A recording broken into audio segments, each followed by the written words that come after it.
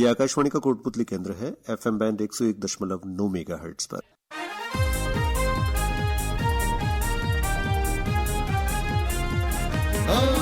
सबको खुशियां है देने आया, नई सौगात लेके आया, विकास की बातें करने आया, मनोरंजन का पिटारा खोलने आया, सबको अपना बनाने ये है आया, Kotputli FM 101.9, Kotputli FM 101.9, Kotputli FM 101.9 FM।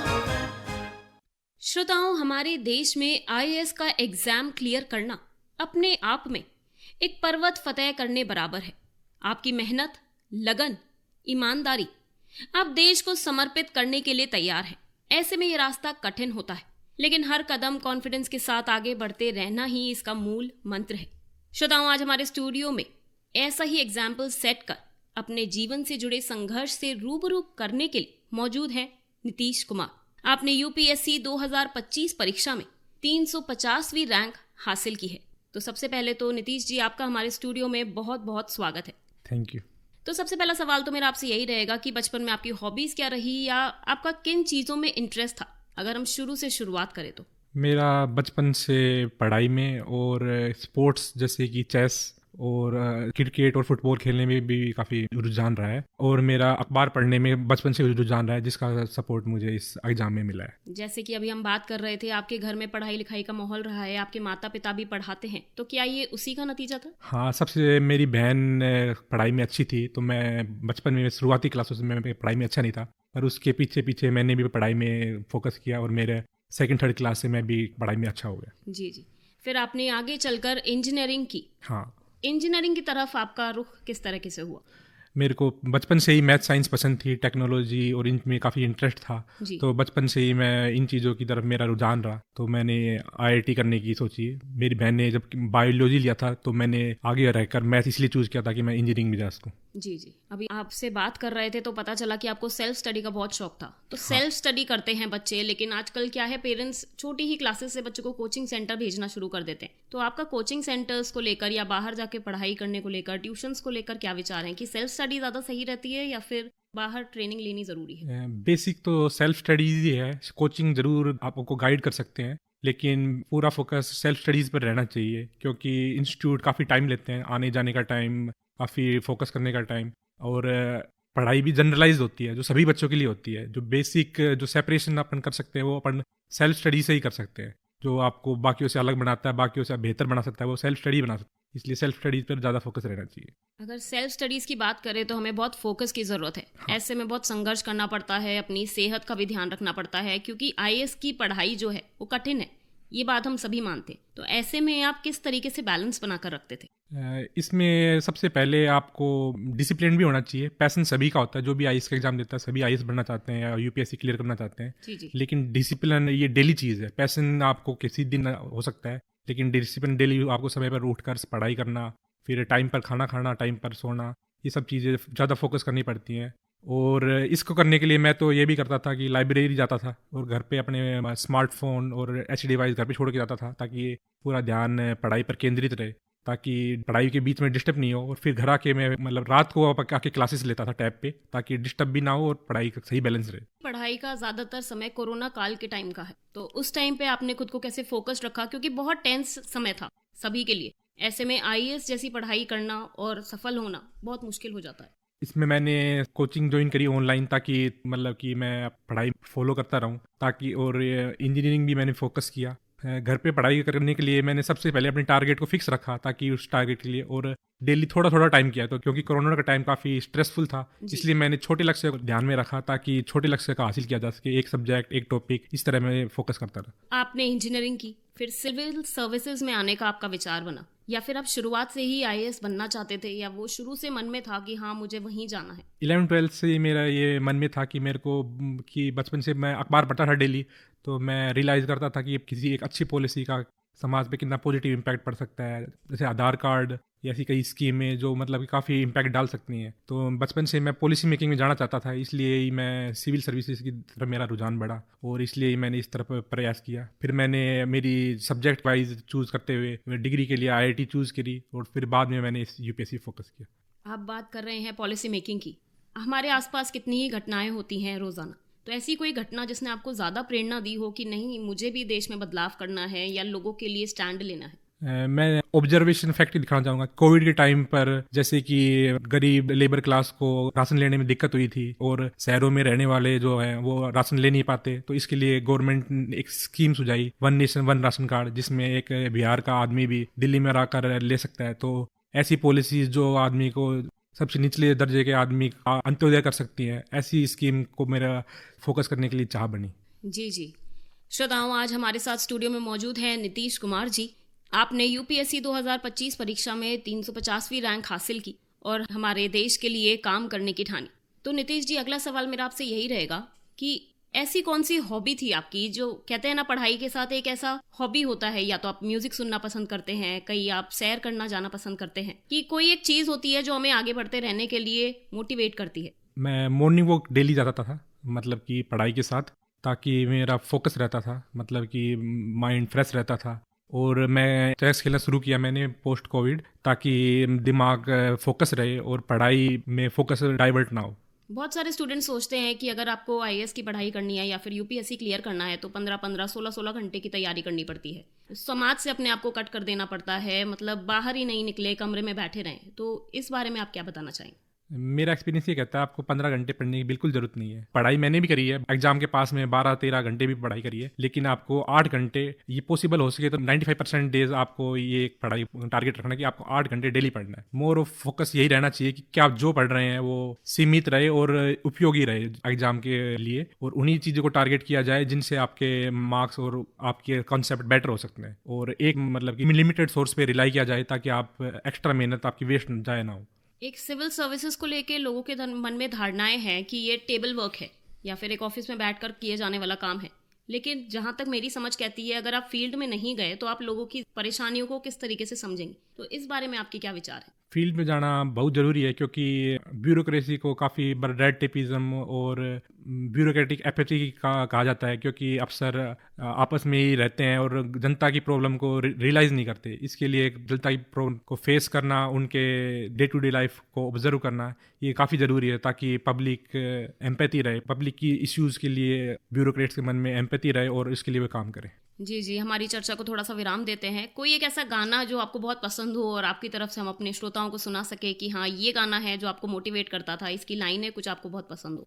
बचपन से ही मेरे को चक दे इंडिया काफ़ी पसंद था, मतलब कि मैंने बचपन से कम उम्र से ही वह गाना सुना था, तो मोटिवेट करने के लिए गाना काफ़ी मेरे को पसंद है। जी जी, ज़रूर हमारे श्रोताओं को आपकी तरफ से चक दे इंडिया फिल्म का ये गाना ज़रूर सुनाया जाएगा। तो एक सवाल, माना अभी आप इस पोस्ट पर नए हैं, लेकिन फिर भी एक जहन में होता है कि IAS अधिकारी की पोस्ट पर आने के बाद आप अपने आप को कहाँ देखते हैं या फिर आपकी प्राथमिकताएं कहाँ रहेंगी? सबसे पहले तो मैं किसी डिस्ट्रिक्ट वगैरह में काम करना चाहूँगा, ताकि ग्राउंड पर जनता की प्रॉब्लम समझ सकूँ, डेली कामकाज को समझ सकूँ कि कैसे होता है। लेकिन बाद में मैं किसी गवर्नमेंट, स्टेट या सेंट्रल गवर्नमेंट में पॉलिसी मेकिंग में काम करना चाहूँगा, ताकि मैं प्रॉब्लम को पॉलिसी लेवल पे ही ठीक कर सकूं, ऐसी पॉलिसी में अपना योगदान दे सकूं जो देश को अग्रणी बढ़ाने में भी विश्वास दे और अंत्योदय का प्रिंसिपल फॉलो करे। जी जी, बहुत खूबसूरत बात कही आपने। एक मेरा सवाल आपसे ये भी था कि आजकल पेरेंट्स शुरू से ही बहुत सजग हो गए हैं अपने बच्चों को लेके। 2.5 साल की उम्र में प्ले स्कूल में डाल देना, 5th क्लास से ही अबैकस की क्लासेस लेना, और इतना उनके माइंड को डाइवर्ट करने की कि भाई आप सिर्फ पढ़ाई पे ही फोकस करें और कहीं ना जाएं। इस मामले में आप क्या कहना चाहेंगे आज के पेरेंट्स को? मेरा बचपन काफ़ी नॉर्मल रहा है, मतलब मैंने सीमित पढ़ाई करी है, क्लास पढ़ाई में अच्छा रहा हूँ, पर मैंने सीमित ही पढ़ाई करी है। गाँव में बाहर डेली शाम को खेलने जाता था, तो मैं मेरे हिसाब से ये ज़रूरी नहीं है। बाकी आजकल कॉम्पिटिशन बढ़ गया है तो मे भी ये जरूरत हो, पर मेरे एक्सपीरियंस से बचपन जीना ये अपनी पर्सनैलिटी को डेवलप करता है, तो इसमें खेल कूद ये बहुत ज़रूरी है। केवल पढ़ाई से फोकस से पर्सनैलिटी वो डेवलप नहीं हो सकती। आदमी ऐसी पढ़ाई से फिर बचता है बच्चा बचपन से, तो इस पढ़ाई में मन रहे, आदमी अपने आप को फोकस कर सके, इसलिए आदमी की पूरी पर्सनैलिटी डेवलप हो सके, इसलिए खेल कूद, स्कूल, दोस्त, ये सब मेरे हिसाब से बहुत जरूरी है। जी जी, बहुत जरूरी है सोशल लाइफ होना। लेकिन सोशल लाइफ की अगर आज बात करें तो लोगों की लाइफ सोशल मीडिया तक सीमित रह गई है। या तो रील्स आप देखते हैं या फिर वीडियोस बनाने में बच्चे अपने आप को सुबह से शाम तक इन्वॉल्व रखते हैं, तो उस दिशा में ऐसे कोई कदम उठाए जाने चाहिए कि आज बच्चों का कनेक्शन जो है वो इंटरनेट से कम हो जाए। पहले के ज़माने में 12th तक हम लोगों को फ़ोन तक नहीं मिलते थे, लेकिन आज छोटे छोटे बच्चों के लिए सेपरेट फ़ोन्स खरीद दिए जाते हैं। और जो कोरोना काल में ऑनलाइन पढ़ाई का दौर चला, शायद उसने इस नई हवा को रुख दिया। इस बारे में आप क्या कहना चाहेंगे? मैंने बचपन से ही केवल ज़रूरी चीज़ों को छोड़कर कोई भी सोशल मीडिया ज्वाइन नहीं किया। मैं केवल व्हाट्सएप यूज़ करता हूँ और एंटरटेनमेंट के लिए यूट्यूब का लॉन्ग वीडियो फॉर्मेट यूज़ करता हूँ, क्योंकि शॉर्ट वीडियो फॉर्मेट से आदमी का फोकस नहीं रहता। कि टिकटॉक वगैरह या इंस्टाग्राम वगैरह आदमी के अटेंशन स्पैन को काफ़ी कम कर देते हैं। यूट्यूब वगैरह फिर भी लॉन्ग फॉर्मेट में वीडियो देखना, ज्ञान की वीडियो देखना, इनसे आदमी का फोकस रहता है, एक चीज़ पर फोकस रहता है, ताकि आदमी स्विच नहीं करता, किसी एक चीज़ से दूसरी चीज़ फटाफट स्विच नहीं करता।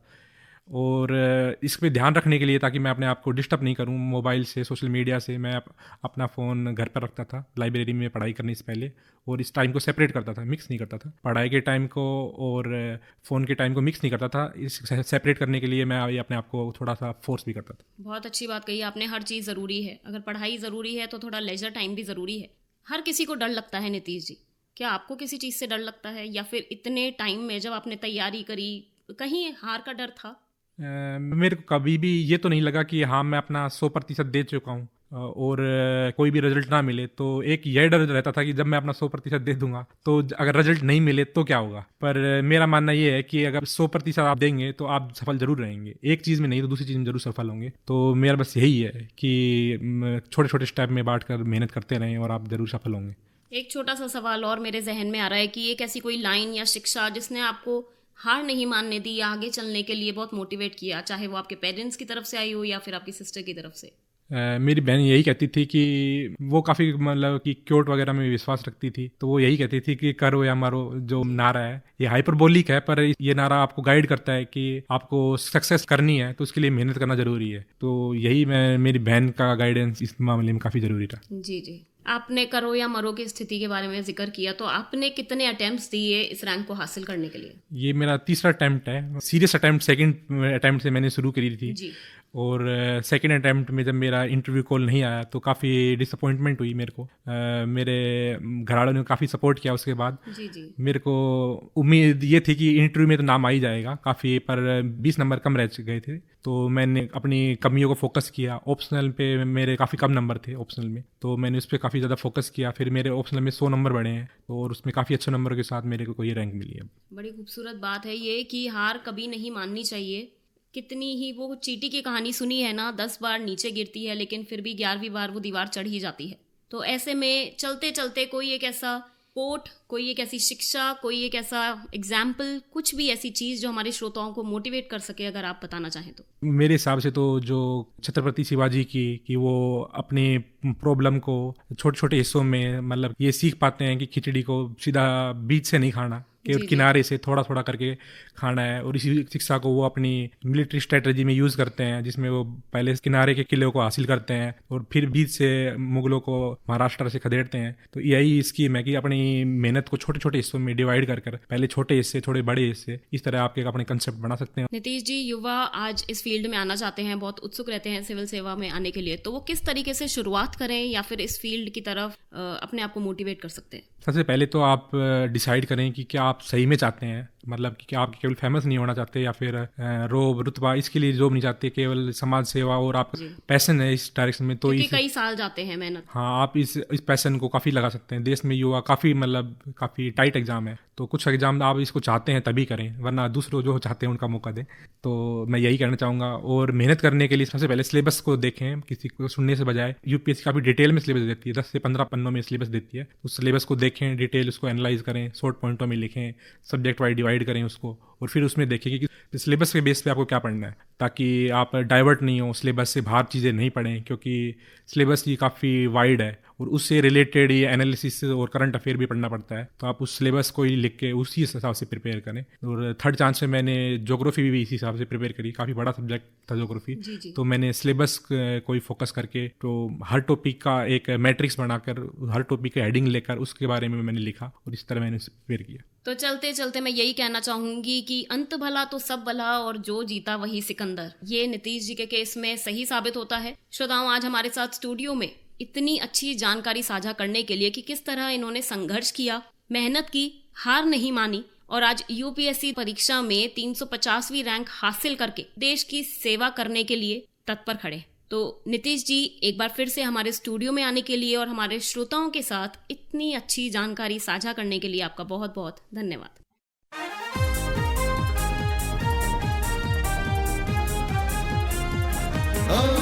सबको खुशियां है देने आया, नई सौगात लेके आया, विकास की बातें करने आया, मनोरंजन का पिटारा खोलने आया, सबको अपना बनाने ये है आया।